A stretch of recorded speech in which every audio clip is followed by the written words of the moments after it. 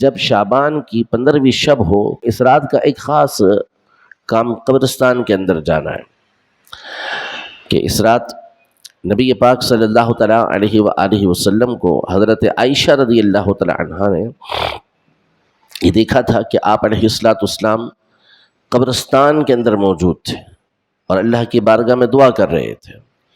تو جب حضرت عائشہ رضی اللہ تعالیٰ عنہا وہاں پہنچی تو نبی پاک صلی اللہ علیہ وسلم نے ان سے یہ ارشاد فرمایا تھا کہ اس رات اللہ پاک بندوں کی مغفرت فرماتا ہے، یعنی رحمتیں نازل ہوتی ہیں، مغفرت فرماتا ہے، اس لیے آپ علیہ السلام اس رات کو قبرستان کے اندر موجود تھے۔ اسی لیے علماء نے اس کو بہتر لکھا کہ اس رات بندہ قبرستان جائے اور اپنے مردوں کی قبروں پر حاضری دے، ان کے لیے دعا و استغفار کرے، اللہ پاک ہمیں نیک عمل کی توفیق عطا فرمائے۔ ایک اور حدیث پاک میں یہ ارشاد فرمایا کہ اذا کان لیلۃ النصف من شعبان، کہ جب شعبان کی 15ویں شب ہو تو قوموا لیلتھا، اس کی رات کو کھڑے ہو کر عبادت کرو، اللہ کی عبادت کرو، وصوموا نہارھا، اور اس کے دن میں روزہ رکھو۔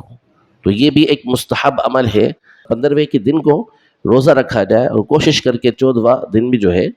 وہ روزے کے اندر گزار لیا جائے، تاکہ بالکل آخر اور ابتدا ہماری یہ اچھے عمل کے ساتھ ہو جائے، روزے کے ساتھ ہو جائے۔ اللہ پاک ہم سب کو عمل کی توفیق عطا فرمائے، آمین، بجاہ النبی الامین صلی اللہ تعالی علیہ وآلہ وسلم۔